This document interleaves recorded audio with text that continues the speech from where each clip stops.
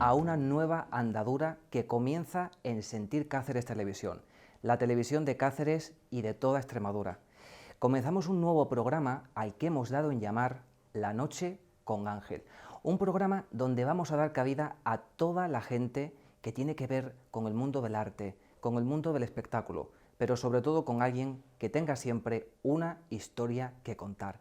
Por eso, a lo largo de los años que he tenido una cierta andadura por la radio, he conocido a gente que me ha contado historias maravillosas, gente que verdaderamente ha calado en el fondo del corazón de oyentes, de amigos, de ciudadanos, de extremeños de a pie. Este es, a partir de ahora, nuestro punto de encuentro. Aquí va a ser donde vamos a vivir emociones, experiencias y cosas muy interesantes con personas de gran calado de nuestra ciudad, de nuestro querido Cáceres y, por supuesto, de Extremadura. Sentir Cáceres Televisión ahora es mi casa y, bueno, también tengo que daros las gracias porque entro en vuestras casas a través de este rincón, de este espacio que a partir de ahora será nuestro punto de encuentro. Os doy la bienvenida, muchísimas gracias por estar ahí y espero contar con vuestra confianza y con el apoyo de todos vosotros. Hoy tenemos un encuentro muy especial en el primer programa. Nos vamos a trasladar al mundo del teatro, al mundo del baile, al mundo del espectáculo, porque sin ir más lejos de ese universo lorquiano nos baja un Jesús Custodio que esta noche se sienta conmigo para hablar no solamente de cosas que tienen que ver con su trayectoria artística, dilatada y cada vez más consolidada en nuestra tierra, sino que además vamos a conocer a un Jesús Custodio cercano y mucho más personal. A mí me hacía mucha ilusión tenerle hoy con nosotros en este programa y cuando le propuse a Jesús la idea de entrar y de compartir un rato con todos, la verdad que no puso ningún impedimento, cosa que se lo agradezco de corazón. Buenas noches. Buenas noches, Ángel. ¿Cómo estás? Muy bien, encantado de estar aquí en este programa, enhorabuena por el primer programa y encantado de estar de nuevo aquí en Sentir Cáceres. Bueno, son muchos años ya los que seguimos a Jesús Custodio en su trayectoria artística, muchos tablaos, muchos teatros por distintos pueblos de Extremadura y ha pasado el tiempo, Jesús, y tengo la perspectiva de que hay un Jesús nuevo, un Jesús diferente. Bueno, pues la verdad es que sí, dicen que bueno, uno va madurando también su carrera profesional, consolidando y asentando unas bases y la verdad que sí, que estoy en una etapa que ha surgido en mí, en el Jesús como bailarín o bailador, ha surgido algo diferente y algo muy bonito que yo creo que ha sentado mucho las bases de mi carrera artística y por supuesto también personal. Uno siempre se pregunta, después de una andadura como la tuya, donde has recorrido muchísimos pueblos, donde has emprendido muchos proyectos profesionales, si realmente tú, en este punto de tu carrera y de tu vida, consigues ver que el nombre de Jesús Custodio lo has conseguido poner en el punto en el que tú realmente querías o esperabas en tu tierra, porque, entre otras cosas, tú siempre has dicho que querías ser profeta en tu tierra. Sí, bueno, yo siempre he dicho, además, soy una persona que lucha en contra un poco de los tópicos, ¿no? Aquellos que te dicen, nadie es profeta en su tierra, te tienes que ir fuera, siempre te valoran fuera, que tristemente es así, ¿no? Y es una realidad. Pero yo quería romper ese tópico y tener esa perseverancia para hacer proyectos en mi tierra, para que poco a poco se fueran consolidando y no para simplemente, bueno, el tener un nombre o no en esta profesión a veces es relativamente difícil, pero eso también te va creando unas bases, ¿no? Y sobre todo como creador, porque yo creo que es muy importante estar en tu tierra haciendo proyectos que se valoren realmente, pues bueno, pues es un regalo. Tienes que luchar a contracorriente, es cierto, es una labor muy difícil, pero bueno, en esa andadura, en esa difícil andadura uno va aprendiendo y realmente pues va buscando también ese punto en el que te encuentras en este momento y en lo que has hecho atrás, pero sobre todo lo que estás haciendo ahora, ¿no? Como bien decías, en este paso de transcurrir del tiempo hay un Jesús diferente y entonces queda lo que has hecho, lo que estás haciendo y por supuesto lo que queda por hacer, que es mucho. y a la suma de una trayectoria que empieza con una perspectiva internacional de la que traes muchísimo aprendizaje, muchísimas experiencias que luego viertes en tu trabajo, en tus proyectos, pero al mismo tiempo incorporando en la estética y en los valores de lo que haces muchas cosas rurales y provincianas que te vienen heredadas, yo he leído por ahí, por una influencia familiar de tus abuelas. ¿Puede ser? Sí, realmente, bueno, como bien has dicho, yo he tenido la suerte de trabajar y vivir de mi trabajo desde que empecé mi carrera en Madrid. Realmente, aunque empecé muy pequeñito, pero con 17 años fue cuando ya me vuelvo a Madrid para hacer los estudios en danza española y especializarme en la carrera de danza española y flamenco, ¿no? Entonces, bueno, pues siempre tenía en mente volver a mi tierra, ¿no? Tengo esa raíz, ese acervo cultural del pueblo, de la cultura popular, que viene a raíz de mis abuelas, ¿no? Yo creo que lo que me enseñaron mis abuelas y lo que nos enseñan las abuelas tiene mucha trascendencia a través de tu infancia y a través de tu vida personal, ¿no? Entonces yo siempre recuerdo esos momentos de la cultura popular, del abrir los baúles, de sacar los trajes de folclore en el pueblo, esa cultura popular, ese acervo que se ha perdido un poco también en los pueblos, ¿no? Y es algo que me llamaba siempre, ¿no? Soy muy de arraigo, ¿no? Soy muy de tierra y el estar fuera me ha permitido, por supuesto, viajar y conocer muchos lugares internacionalmente y aprender mucho en muchísimas compañías, tener la suerte de estar en diferentes elencos de baile y de obras y participar en obras, pero realmente siempre tenía en mente volver a mi tierra, volver a mi pueblo, volver a mi ciudad, donde son mis raíces, y el intentar hacer proyectos y, ¿por qué no? Y es un sueño, yo creo que también de todo artista, sino crear tu propia compañía para crear tus propias ideas y llevarlas al fin y al cabo a la vida cotidiana y en el escenario también, en este espectáculo, ¿no? Llamado también vida. Jesús, atrás quedó aquel Jesús Custodio que cuando vino de Madrid se encontraba pues un panorama en Extremadura del flamenco que tú siempre decías, el cante flamenco está bastante bien enraizado y consolidado en la tierra, pero quizá el baile flamenco todavía no. Y de pronto viene un artista como tú, con una mezcla un tanto contemporánea, con estilos diferentes, con un aprendizaje de una proyección internacional que arrancaste por esos países, y al principio fue como un choque, ¿no? Sí, la verdad es que sí, yo también digo que no he inventado nada.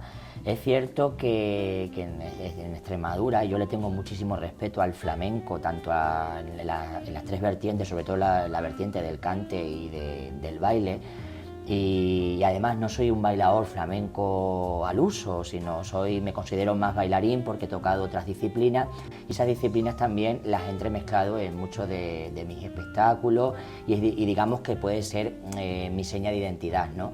Entonces, cuando yo llego hace 9 años aquí a mi ciudad, a la ciudad de Cáceres, bueno, pues sí es verdad que fue un choque. No había inventado nada, pero hasta ahora como que ese nivel de baile más contemporáneo, entremezclando otros estilos, otros instrumentos, no había llegado. Entonces, bueno, pues caló muy bien y fue también un choque y una crítica para los flamencos ortodoxos, a los que yo le tengo muchísimo respeto, pero creo que toda cultura que nace de la raíz y se entremezcla y se fusiona, pues al final nos lleva a culturizarnos y a experimentar en otro tipo de creaciones, y eso ha sido, si es verdad que ha sido mi seña de identidad desde que llegué a Extremadura, bien para algunos o mal o no tan bien para otros, porque para eso también nos exponemos al público.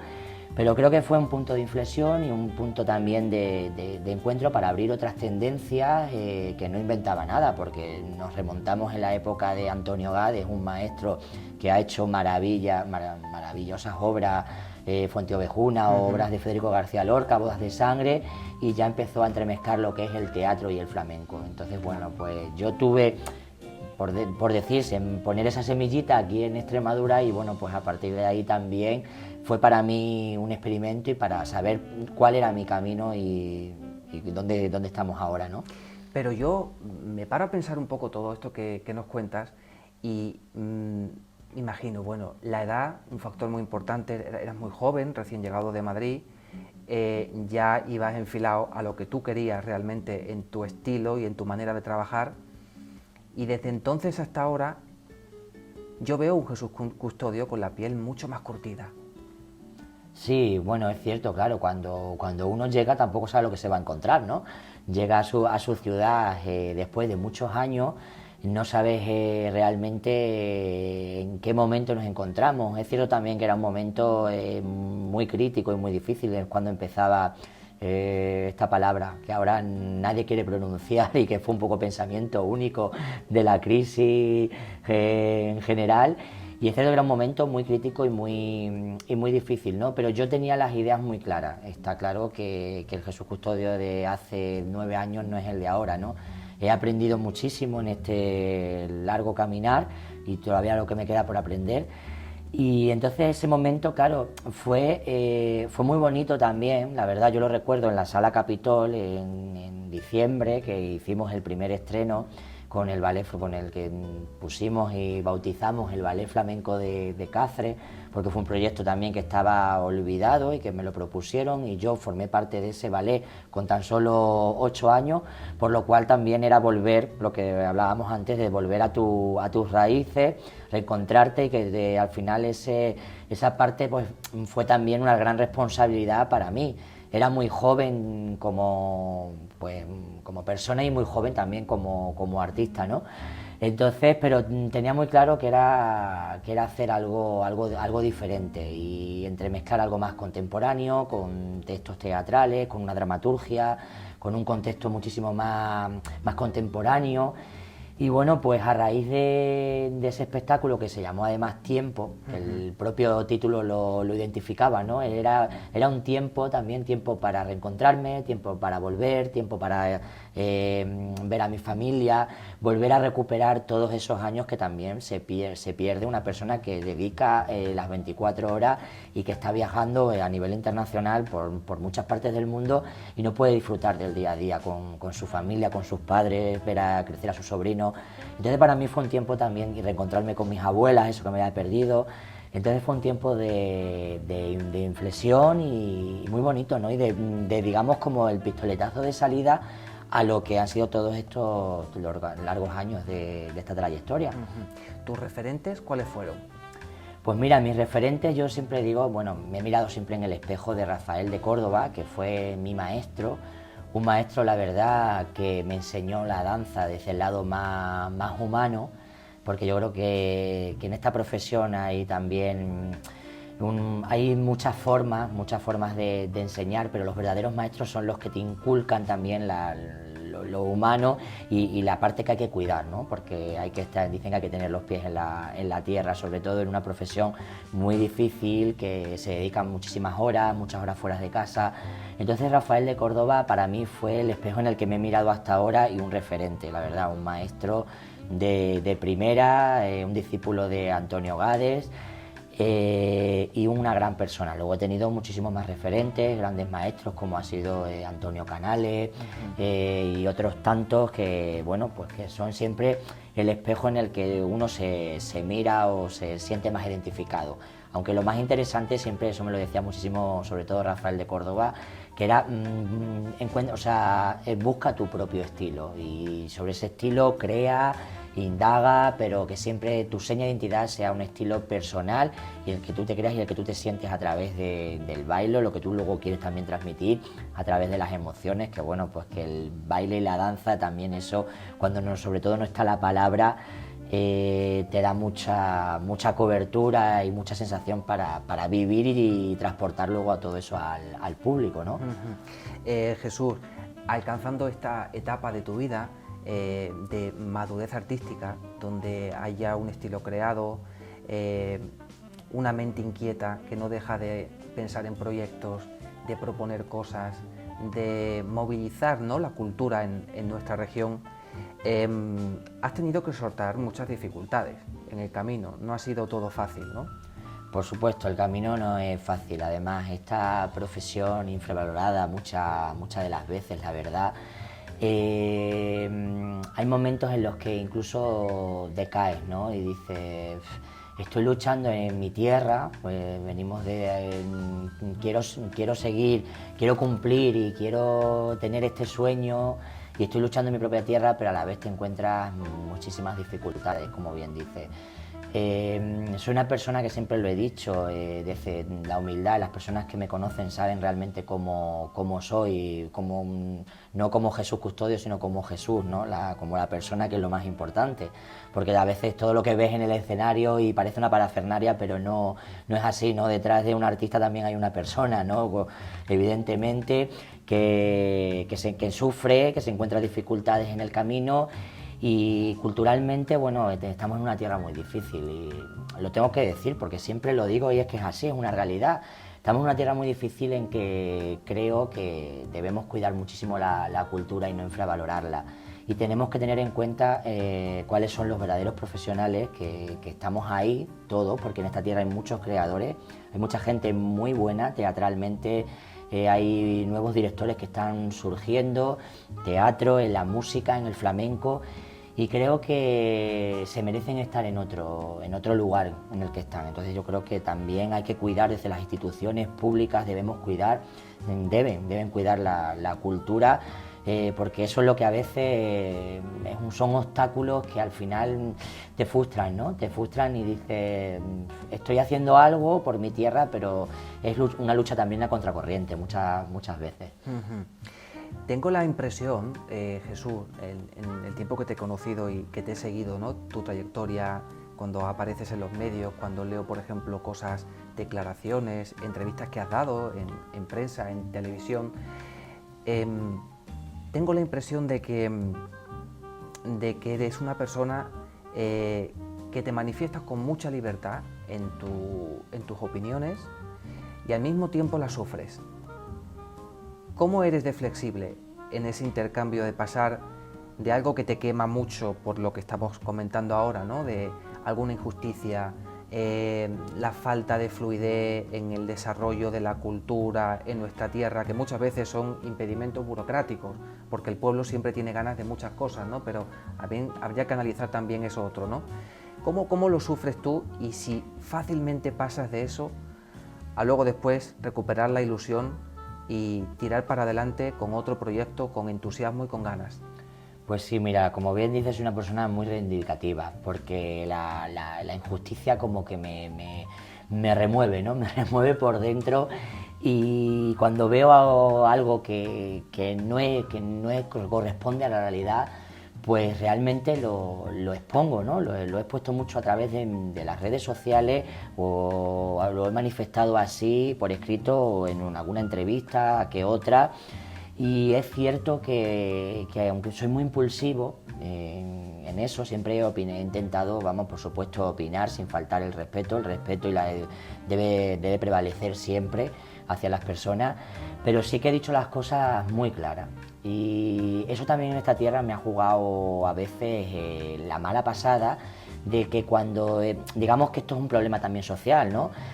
Cuando todos en una conversación cotidiana o en privado reivindicamos, decimos muchas cosas, pero ahora de verdad tenemos la cultura de que no lo digas porque esto te van a hacer una cruz. Y si opinas de esta manera, al final no vas a conseguir. Yo he tenido ese riesgo, lo he hecho, por supuesto me ha beneficiado también en algunos aspectos, en otros me ha perjudicado, pero es que soy así, o sea, he nacido así, creo que es mi verdadera esencia, soy bastante reivindicativo en ese aspecto, sobre todo en mi sector, en el sector del espectáculo y las artes escénicas. Lo he hecho muchas veces y no por eso no soy más ni menos que nadie, pero sí me he manifestado, y luego está la parte, como dice, una vez que te manifiestas, para uno estará bien y para otros no estará tan bien, pero luego está la parte que soy extremadamente sensible y sufre.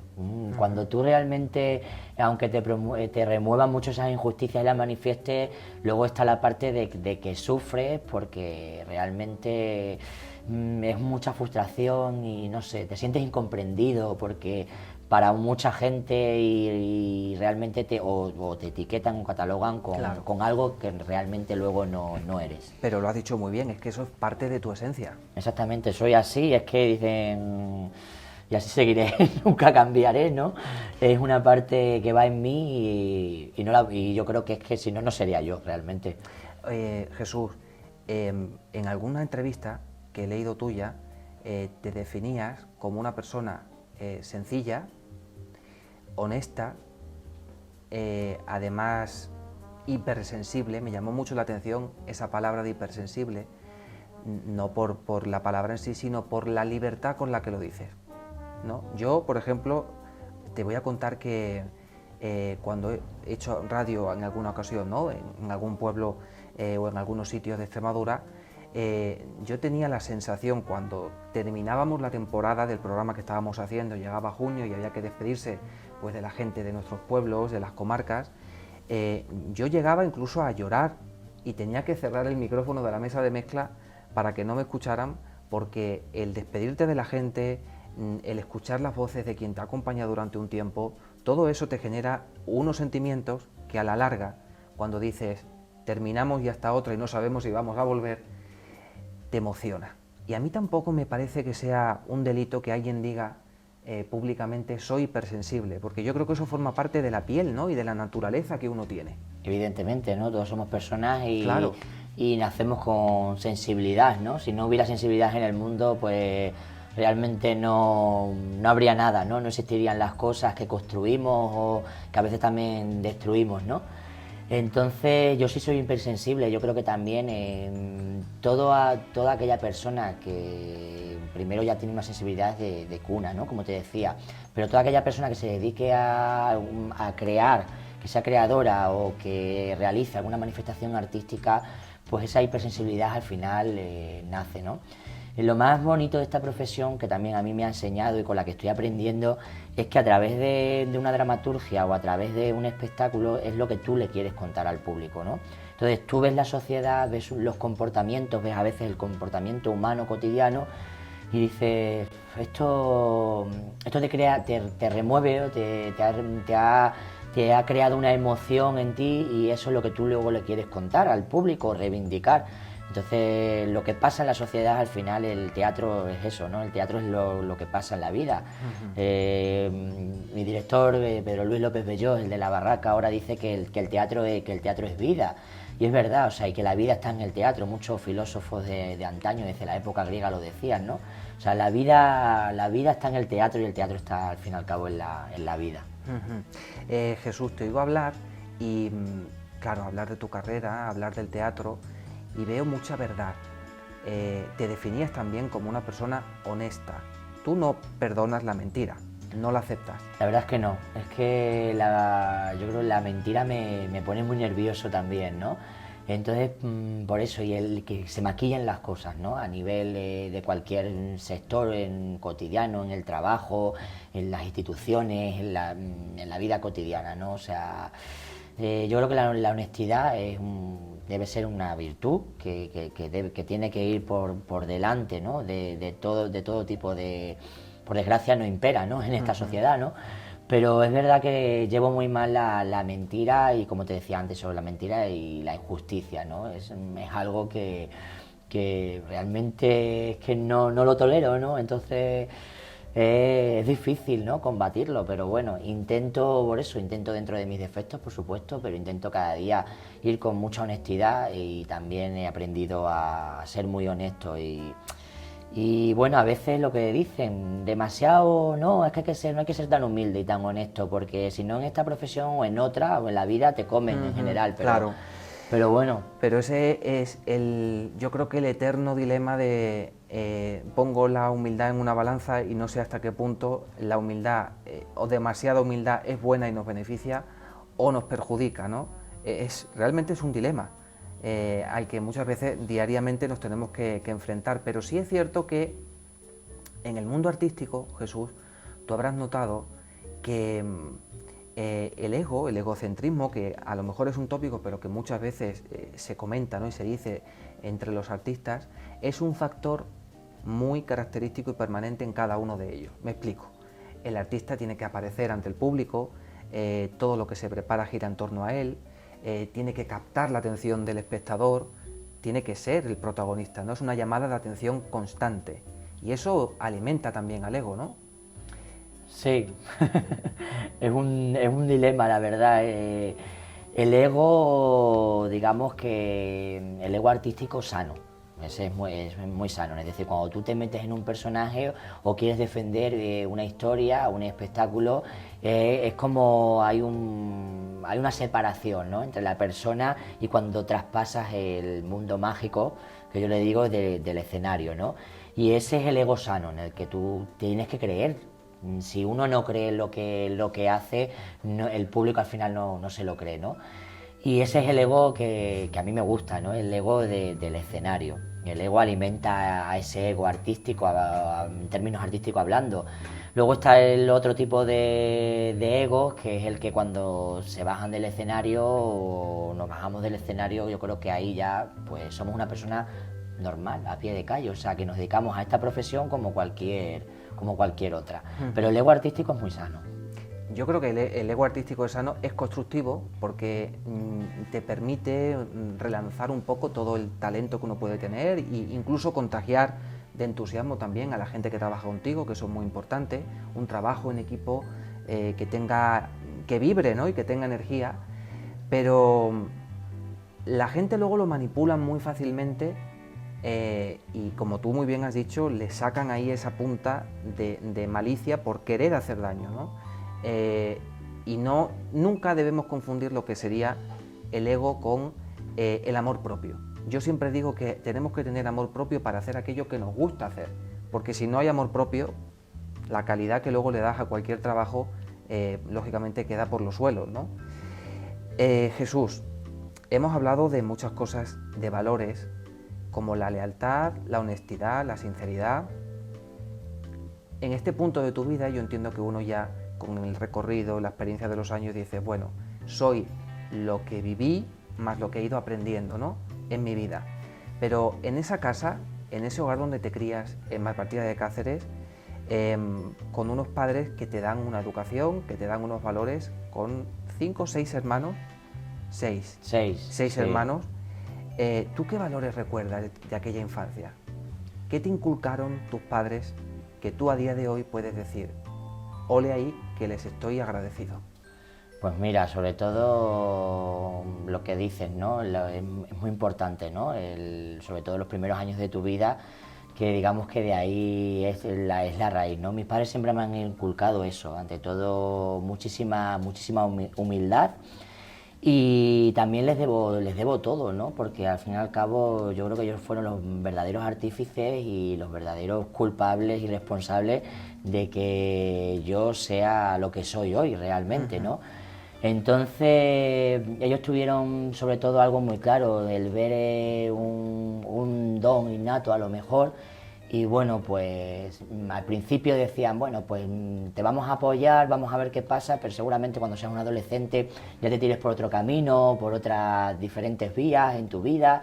Y vieron que no, entonces siempre desde el principio creo que ellos, bueno, han sido realmente los que me han impulsado y los que me llevaron en este camino y en lo que soy ahora realmente.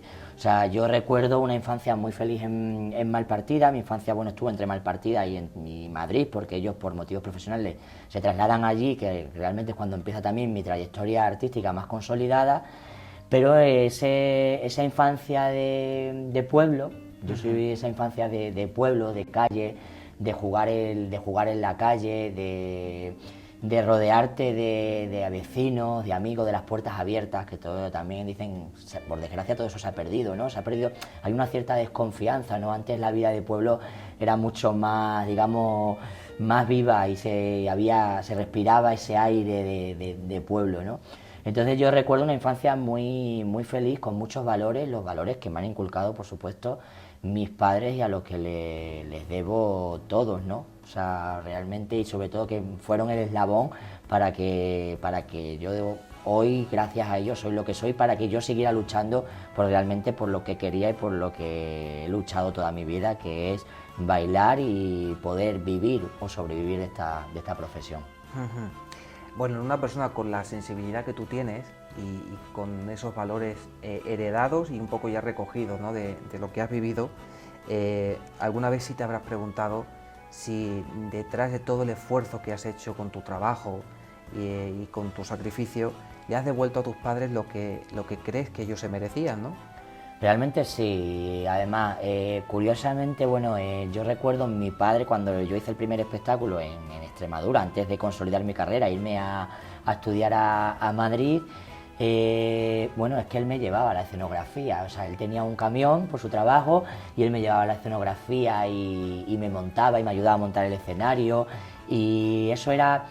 Veías ese amor de padre, me ha esperado muchísimas veces también cuando yo he ido a clases, a los ensayos, horas y horas y horas, esperando además.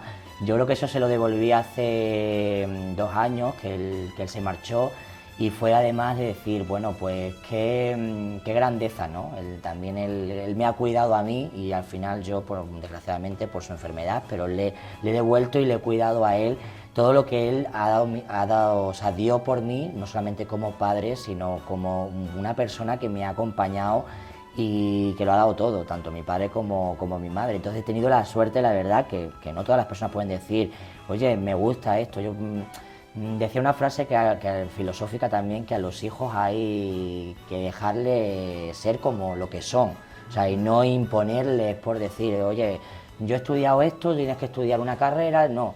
Yo he tenido la suerte que mis padres me han dejado ser como soy, libremente, y me enseñó eso. Entonces yo le he devuelto al fin y al cabo, y por supuesto se lo seguiré devolviendo ahora en la actualidad a mi madre, y a mi padre se lo devolví en su vida, todo lo que soy realmente, porque ellos son realmente nuestra raíz, ¿no? Sí, lo mencionabas anteriormente, Jesús, que la familia para ti es muy importante.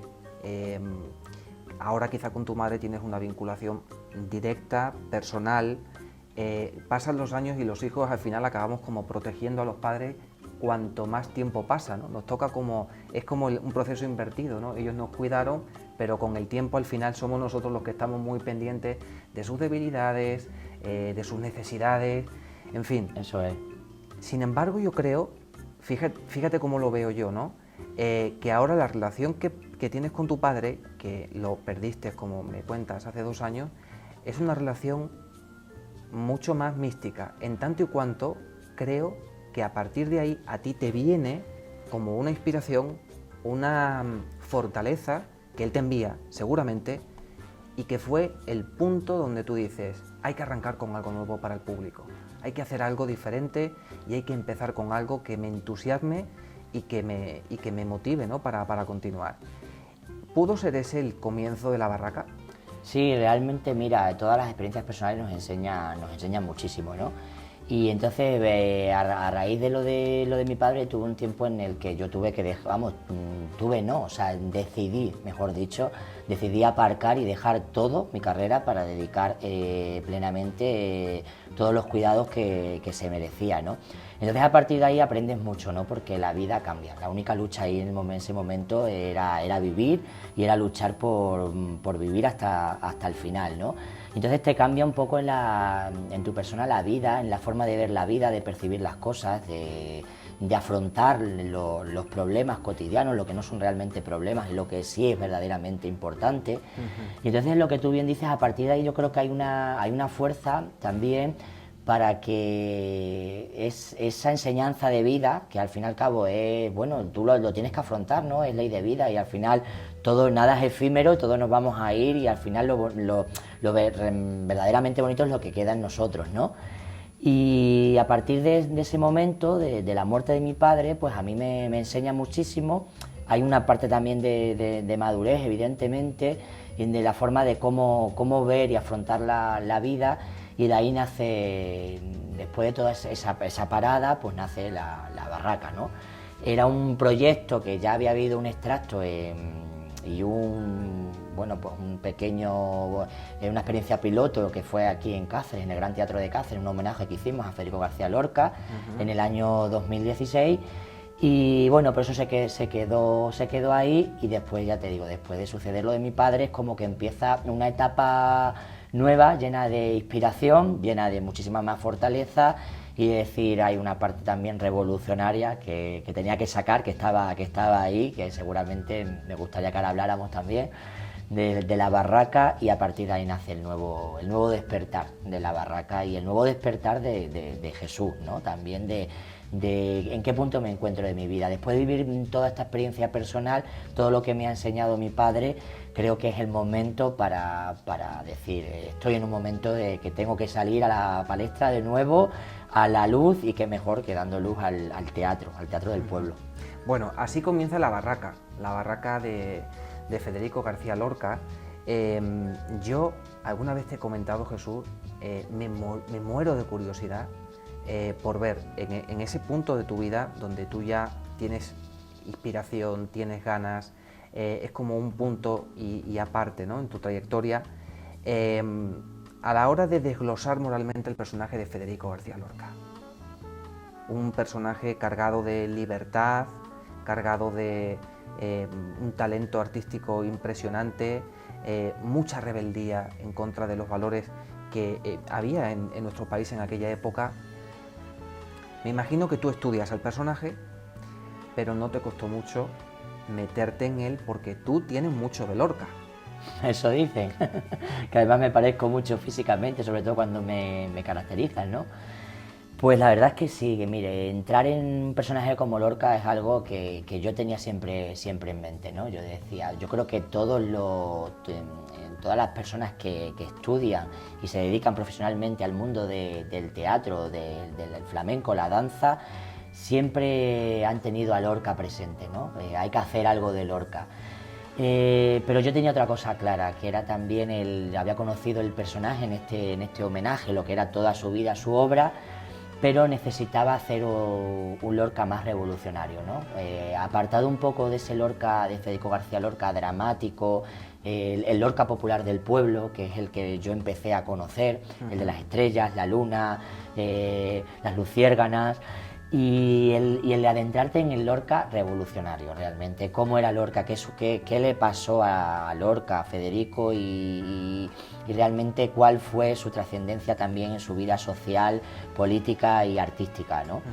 Entonces, bueno, pues a raíz de ahí descubro un Lorca diferente, me meto en la piel de Federico García Lorca en el 2016 por primera vez y aparco ese proyecto y luego retomamos con la barraca. Yo tenía bien claro que la barraca, además, que ha sido un proyecto a nivel nacional inédito, porque era la primera vez que se llevaba a la escena española, o sea, la primera vez que se representaba en Lorca de la barraca, de los monos, de llegar con ese uniforme, ese teatro universitario del que ahora hablaremos más en profundidad. Pero lo más interesante, como decías, era desgranar el personaje y el cómo te encuentras con Lorca. Y realmente tenemos mucho en común, porque vas leyendo cosas y al final yo tenía que hacer, estaría para mí o no, pero hacer el Lorca revolucionario, el Lorca más reivindicativo y también el Lorca el que era un incomprendido. Curiosamente hay discursos de Lorca en esas conferencias que él daba en las bibliotecas públicas que son muy actuales, entonces por lo cual 80 a 100 años después las cosas han cambiado muy poco, o desgraciadamente nada. Entonces yo desgrané a ese personaje, pero ya desde algo que me llamaba y que yo intuía que Lorca estaba, o sea, Jesús estaba muy influenciado por Lorca y ahora Lorca por Jesús, es decir, era cómo ha influido Federico García Lorca en Jesús y cómo Jesús está influyendo en Lorca a través de todo este camino de la barraca y de meterte en la piel del poeta más revolucionario del pueblo. Esto os pasa mucho a los artistas, ¿no? Que durante un periodo de vuestras vidas convivís con el personaje, tenéis como una convivencia espiritual muy íntima durante mucho tiempo y que luego después, cuando tienes que decirle al personaje adiós, porque ya se ha acabado, porque ya terminó el proyecto, porque ya han pasado unos años de convivencia artística juntos. Fíjate, me estoy acordando ahora, había una actriz, Nacha Guevara, que incluso recurrió a un cierto tipo de terapia y tuvo que ir al mar y despedirse del personaje con un llanto desgarrador, porque lo había interiorizado tanto y lo había hecho tanto para ella, que verdaderamente llega a fusionarse, ¿no?, la personalidad del artista con el personaje que realmente pretendes encarnar. Pero tú fuiste mucho más allá. Tú no hiciste simplemente un estudio de Federico García Lorca. Tú te fuiste a su pueblo para beber, para empaparte bien de la inspiración de allí, ¿no? Evidentemente, lo primero que tenía que hacer para conocer en profundidad, aparte de leer toda su obra y toda su biografía, su vida, después de eso era encontrarte con la tierra de Federico García Lorca, ver, palpar, mirar la Vega de Granada, ir a su pueblo natal, a Fuentevaqueros, a su casa natal, a la casa de Valderrubio, donde pasaba los veranos, a la huerta de San Vicente de Granada, es decir, es donde ves donde ha dormido Lorca, donde el escritorio donde escribía poemas, la ventana donde miraba, el paisaje donde se inspiraba, y eso lo tenía muy claro, y además tenía que ser un viaje en solitario. Ese viaje lo hice solo, hice la ruta lorquiana, me encontré con muchos momentos, con muchos instantes que vivió Federico, hablé con la gente del pueblo de Fuentevaqueros, me contaban muchísimas cosas, muchos datos interesantes que también rescaté para meterme en la piel del personaje. Pero ese era un viaje espiritual y un viaje conciliador, y para encontrarte con Federico y con donde vivió realmente, donde vivió y donde lo mataron. O sea que también toda esa parte que hay de Federico García Lorca, que realmente es tan amplia, y yo tenía que hacer ese viaje. Ese fue un viaje imprescindible para adentrarte en la vida y en la piel de Federico García Lorca. Y Jesús, esta obra arranca principalmente en el año 2017, fue cuando la pones en marcha. Exactamente, el primer verano del 2017 hacemos una experiencia piloto y hacemos las primeras salidas. Teníamos que probar, ¿no? Es decir, a ver qué aceptación tenía en el público. Y las primeras salidas fueron realmente con muy pocos recursos, pero con la verdadera esencia, porque la verdadera esencia de la barraca era llegar a la plaza del pueblo, a las localidades rurales, sobre todo de menos habitantes, y estar en la plaza, montar el escenario y hacer la barraca, representar la barraca de Federico García Lorca. Entonces, a partir de ahí llegamos en el verano 2017 con las primeras salidas, se va consolidando el proyecto, y en el 2018 aterrizamos en el Teatro Carlos III de Aranjuez, Teatro Real Carlos III, y ahí hacemos nuestro estreno nacional, ya con un trasfondo, una dramaturgia dirigida por Pedro Luis López Belló, con una caracterización, vestuario, es decir, ha sido también muy bonito porque empezamos de cero a raíz, hemos ido creciendo a lo largo de estos 2 años, y lo que nos queda, espero. Bueno, déjame que digamos el nombre de las bailadoras, que son fabulosas: Priscila Álvarez, Lilian Fernández, el director de escena, que es el gran Pedro Luis López Bellot, y en la producción tenemos a Javier Cerrato. Un equipazo. La verdad es que sí, un equipo de personas increíbles que me han acompañado en esta aventura, que me están acompañando en este viaje. Son compañeros inseparables de este maravilloso viaje que es la barraca, que es llevar cultura al pueblo, que es lo que decía Federico García Lorca y reivindicaba. Realmente este proyecto nació para llevar cultura al pueblo, los clásicos del siglo de oro, junto a esas misiones también pedagógicas de aquella época, desde el 36 hasta el 39. Y la verdad es que es un gran equipo de personas. Yo no soy nada sin ellos, porque ellos ponen toda la carne en el asador. Priscila y Lilia, que son mis compañeras, las mujeres de la barraca que estaban presentes ahí, pues estaban los hombres que acompañaban a Federico, pero también las mujeres, que en esa época fueron muy valientes para ya ser actrices y llevar el teatro con un dramaturgo y un director. Está claro, yo creo que ha sido uno de los acontecimientos, la barraca, más importantes que se ha hecho a lo largo de la historia del mundo del teatro, de la historia del teatro en España. Claro, porque Lorca reivindicaba muchas cosas, aparte de la libertad. Lo que defendía era principalmente la difusión de la cultura, iba en contra de las trabas que tenían los artistas, ¿no? Y que el Estado les ponía para poder promover el teatro por los pueblos y para poder expandirlo, y además lo manifestaba allí. Tú en tu obra se ve que haces prácticamente el mismo alegato, ¿no? Coges el papel, lees el discurso y le dices al pueblo que el teatro debe ser abierto a todo tipo de público y que forma parte como un derecho, ¿no?, que tenemos todos. Eso es, Lorca llegaba al pueblo, y esa parte reivindicativa que tenía, o sea, él crea el teatro universitario desde que nace de la universidad, y realmente lo que estamos haciendo ahora, ese despertar del Teatro de la Barraca, es volver a recrearla, o sea, recreamos tal y como era la barraca, qué sucedía, también indagamos mucho en qué sucedía cuando Lorca y los estudiantes llegaban al pueblo, cuál era su manera de manifestar esa llegada, esa aclamación del pueblo y acercar por primera vez la cultura de los clásicos del siglo de oro, además, en esa época, y se hace así realmente, y en uno de se utiliza muchísimo esas conferencias, esos discursos que él hablaba del teatro, ¿no? Y al final que son muy actuales, que los podemos llevar a la actualidad, y que Lorca en ese momento llegaba al pueblo, que, como tú bien decías, cogía el papel y decía: la barraca ha llegado aquí, el porqué, ¿no? Y que hay que cuidar mucho, y hay que salvar. Una de las frases que dice que para salvar el teatro español lo primero que hay que darle es un público, y que ese público era el pueblo, y entonces él le cuenta al pueblo el porqué y qué está haciendo, por qué está ahí la barraca realmente, ¿no? Y qué quería contar con la barraca a pesar del riesgo y del impedimento con la época social convulsa hasta el estallido de la guerra civil y la opresión que se estaba viviendo, ¿no?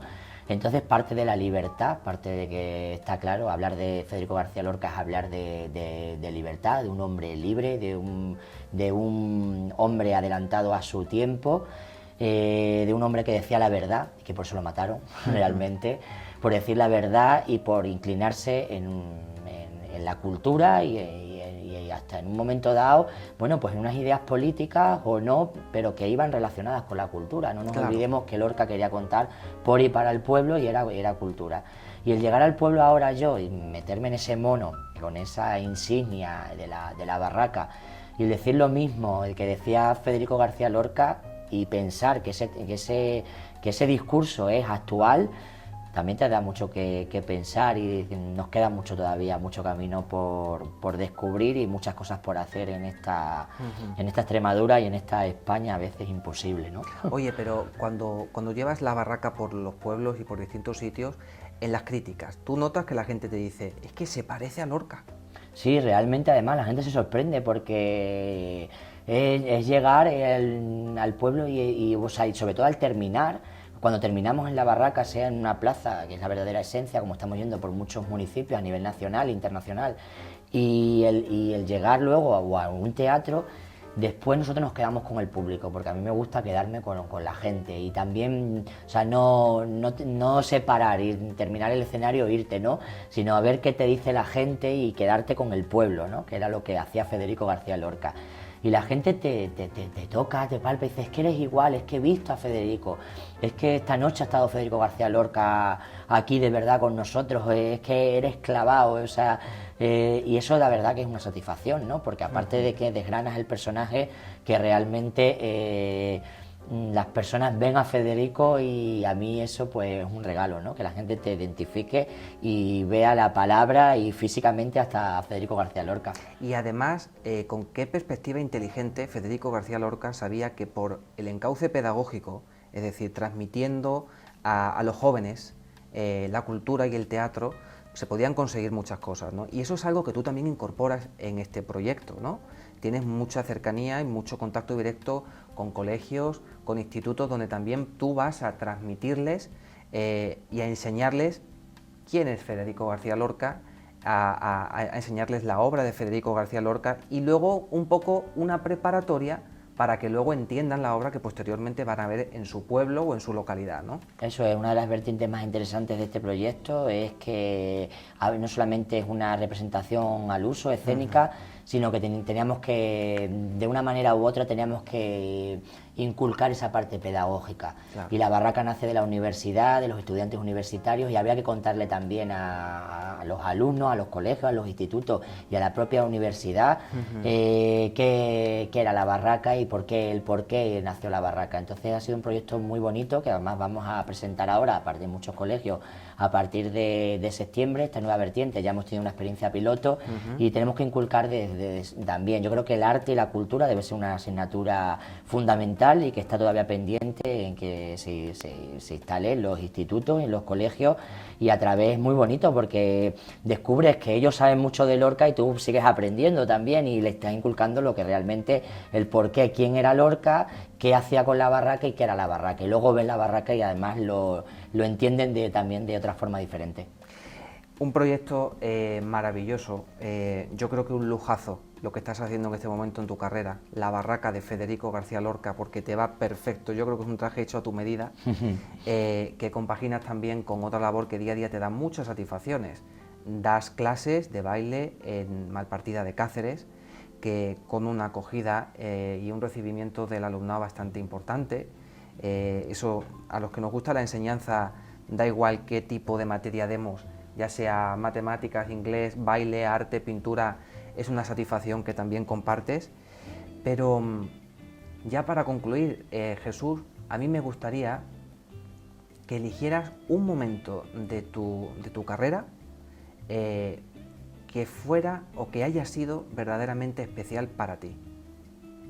Pues son muchas cosas, ¿no? Muchas cosas vividas, mucho recorrido, pero uno que te haya quedado ahí especialmente guardado. Vives muchos momentos, ¿no? En esta profesión pues te encuentras con muchísima gente, diariamente, es por y para, ¿no? Realmente tu dedicación plena. Un momento especial, he tenido muchos momentos, pero realmente el momento en el que, y es que tengo que hablarlo porque es ahora presente, pero es cierto que es así, creo que ha sido una de las cosas más maravillosas que he hecho en mi carrera, que es meterme en la piel de Federico, y ha sido el momento más especial de mi vida y de mi trayectoria profesional, el meterme en la piel de Federico García Lorca y el contarle desde Lorca y desde Jesús, que realmente que es la barraca, porque hoy tenemos que todavía la barraca tiene que volver a despertar y tiene que recorrer esos pueblos, porque quizá el pueblo, hay que decirlo, no esté un poco también aletargado en ese sentido, y hay que inculcar también muchísima cultura. Y la verdad que eso ha sido uno de los momentos más especiales y más felices de mi vida, el haber conocido a Lorca, ese Lorca revolucionario que tanto me identifica a mí, y el haberme puesto en su piel, y el día a día al subirme al escenario junto a mis compañeros es lo más maravilloso que le puede pasar. Pues querido Jesús, que habite mucho tiempo en ti ese Lorca que ahora mismo brilla en el escenario, que lo sigas llevando de la manera tan magistral que lo llevas, con el peso de una profesión que ya es curtida, y que sigas cosechando mucho éxito y mucha suerte. Gracias. Muchísimas gracias a ti, Ángel, mucha enhorabuena por el programa, y nada, y como siempre digo, como decía Federico García Lorca, que sigamos haciendo cultura, que larga vida a la cultura y larga vida al teatro, que siempre nos hace libres. Buenas noches. Buenas noches.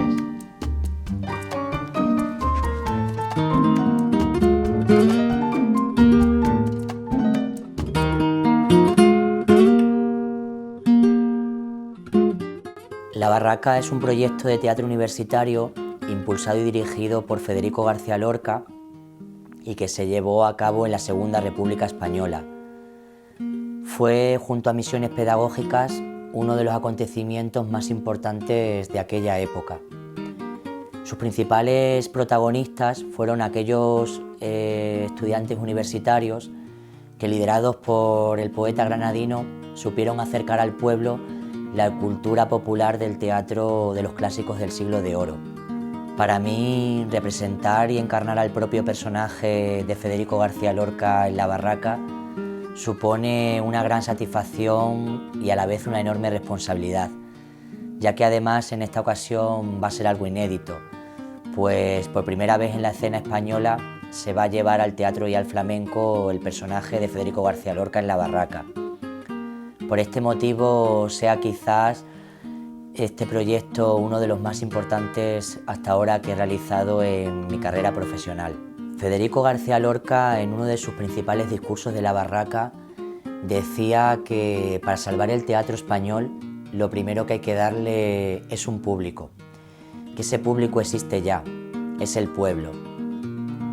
Pienso firmemente que eso era y es La Barraca, el renacer la cultura popular del pueblo, y además con esa misma filosofía nuestro principal propósito es volver a recorrer esos caminos de antaño para seguir soñando con Federico, interpretar y bailar su vida y su obra.